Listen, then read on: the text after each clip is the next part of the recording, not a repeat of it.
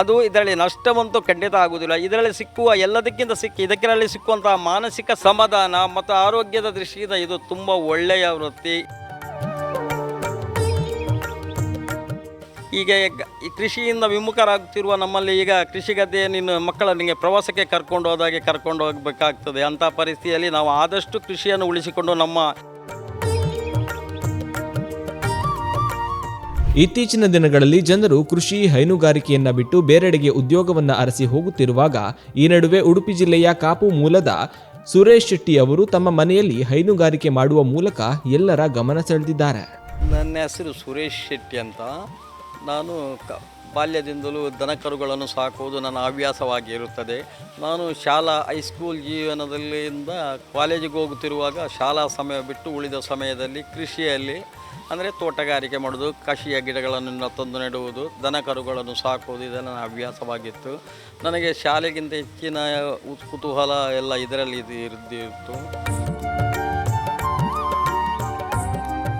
ನಾನು ಸುಮಾರು 41-42 ವರ್ಷದಿಂದ ಲೋಕೋಪಯೋಗಿ ಇಲಾಖೆಯ ಗುತ್ತಿಗೆದಾರನಾಗಿ ಕಾರ್ಯನಿರ್ವಹಿಸುತ್ತಿದ್ದೇನೆ. ಆದರೂ ನನ್ನ ಮೂಲ ಆಶಯ ಇರುವುದು ಈ ಕೃಷಿಯ ಬಗ್ಗೆ, ದನಕರುಗಳನ್ನು ಸಾಕುವುದು. ನಾನು ಸಸ್ಯಾಹಾರಿಯಾಗಿದ್ದರೂ ಕೋಳಿಯನ್ನು ಸಹ ಸಾಕ್ತೇನೆ ತುಂಬ ಆಸಕ್ತಿಯಿಂದ. ನಾಯಿ, ಕೋಳಿ ಎಲ್ಲ.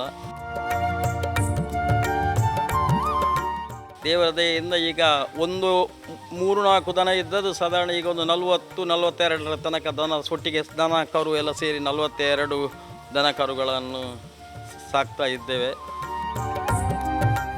ದನಕರುಗಳ ಸಂಖ್ಯೆ ಕೃಷಿಗೆ ಗೊಬ್ಬರ ಬೇಕು, ಅದರಲ್ಲಿ ಪ್ರಗತಿಯನ್ನು ಸಾಧಿಸಬಹುದು. ನಷ್ಟವಂತೂ ಆಗಲಿಕ್ಕಿಲ್ಲ.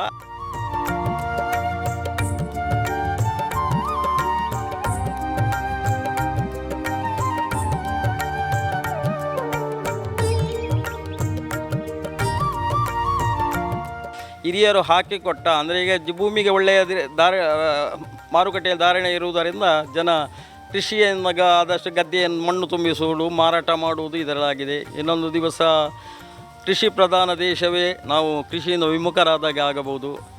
ಅದಕ್ಕಿಂತ ನಾವು ನಮ್ಮಕ್ಕಿಂತ ಮುಂದುವರಿದ ದೇಶಗಳಲ್ಲಿ ಕೃಷಿಯಲ್ಲಿ ಮುಂದುವರಿದ ದೇಶಗಳಿಗೆ ನಾವು ನಮ್ಮ ಸರ್ಕಾರ ವತಿಯಿಂದ ಇಲ್ಲ ಖಾಸಗಿಯಾಗಿ ತಮ್ಮ ಸ್ವಂತನಲ್ಲಿ ಹೋಗಿ ಅಲ್ಲಿ ಅಭಿವೃದ್ಧಿಪಡಿಸಿದ ರೀತಿಯಲ್ಲಿ ನಮ್ಮಲ್ಲೂ ಕೃಷಿಯನ್ನು ಅಳವಡಿಸಿ ಅದನ್ನು ಆ ಕ್ರಮಗಳನ್ನು ನಮ್ಮಲ್ಲೂ ಅಳವಡಿಸಿ ಇದನ್ನು ಲಾಭದಾಯಕ ವೃತ್ತಿಯಾಗಿ ಮಾಡಬಹುದೆಂದು ನನ್ನ ಆಶೆ.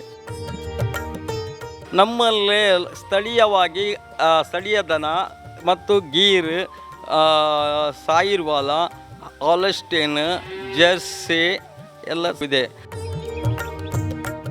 ಅದು ಇದರಲ್ಲಿ ನಷ್ಟವಂತೂ ಖಂಡಿತ ಆಗುವುದಿಲ್ಲ. ಇದರಲ್ಲಿ ಸಿಕ್ಕುವ ಎಲ್ಲದಕ್ಕಿಂತ ಇದರಲ್ಲಿ ಸಿಕ್ಕುವಂತಹ ಮಾನಸಿಕ ಸಮಾಧಾನ ಮತ್ತು ಆರೋಗ್ಯದ ದೃಷ್ಟಿಯಿಂದ ಇದು ತುಂಬ ಒಳ್ಳೆಯ ವೃತ್ತಿ.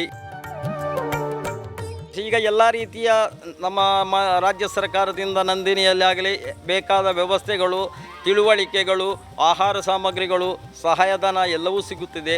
ಆದರೆ ದೊಡ್ಡ ಮಟ್ಟದಲ್ಲಿ ಅಲ್ಲದಿದ್ದರೂ ಸ್ವಂತ ಅಳವಡಿಸಿದರೆ ಖಂಡಿತ ಅವನ ಸರ್ಕಾರಿ ಉದ್ಯೋಗಕ್ಕಿಂತ ಹೆಚ್ಚಿನ ಆದಾಯವನ್ನು ಇದರಲ್ಲಿ ಗಳಿಸಬಹುದು ಅಂತ ನನ್ನ ಆಶೆ. ಈಗ ನಮ್ಮ ಯುವಕರಿಗೆ ನನ್ನದೊಂದು ಕಿವಿ ಮಾತು ಅಂದರೆ ನಾವು ಪೇಟೆಗೆ ಇಲ್ಲ ಬೆಂಗಳೂರಿಗೆ ಹೊರದೇಶಗಳಿಗೆ ಹೋಗುವುದಕ್ಕಿಂತ ನಮ್ಮಲ್ಲೇ ಇದ್ದಂಥ ದನಗಳಲ್ಲಿ ಲಾಭದಾಯಕವಾಗಿ ಪರಿವರ್ತಿಸಲು ಸಾಧ್ಯ. ಇದರಲ್ಲಿ ನಷ್ಟವಂತೂ ಖಂಡಿತ ಆಗುವುದಿಲ್ಲ. ಇದರ ಕೃಷಿಯಲ್ಲಿ ನಾವು ನಮ್ಮನ್ನು ತೊಡಗಿಸಿಕೊಳ್ಳುವುದಾದರೆ ನಾವು ಯಾವುದೇ ಸರ್ಕಾರಿ ಉದ್ಯೋಗ ಆ ಕುರ್ಚಿಯ ಮೇಲೆ 10 ಗಂಟೆ ಕಂಪ್ಯೂಟರ್ನೆದುರು ಕೂತ್ಕೊಳ್ಳುವುದಕ್ಕಿಂತ ನಮ್ಮ ಆರೋಗ್ಯದ ದೃಷ್ಟಿಯಿಂದ ಆಗಲಿ ಸಂಪಾದನೆ ದೃಷ್ಟಿಯಾಗಲಿ ಇದು ಒಳ್ಳೆಯ ವೃತ್ತಿ, ಖಂಡಿತ ನಷ್ಟವಂತೂ ಇಲ್ಲ.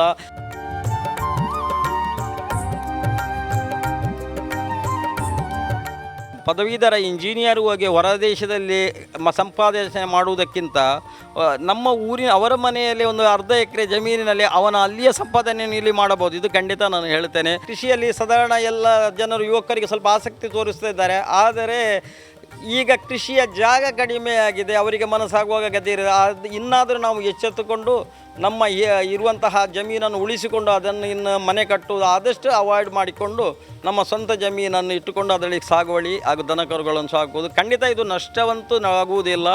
ಒಬ್ಬ ಪದವೀಧರ ಏನು ಹೊರಗಡೆಯಲ್ಲಿ ಹೋಗಿ ಸಂಪಾದಿಸಬಹುದು ಅದನ್ನು ನಮ್ಮ ಸ್ಥಳೀಯವಾಗಿ ಇಲ್ಲಿಯೇ ಪಡೆಯಬಹುದು ಖಂಡಿತ.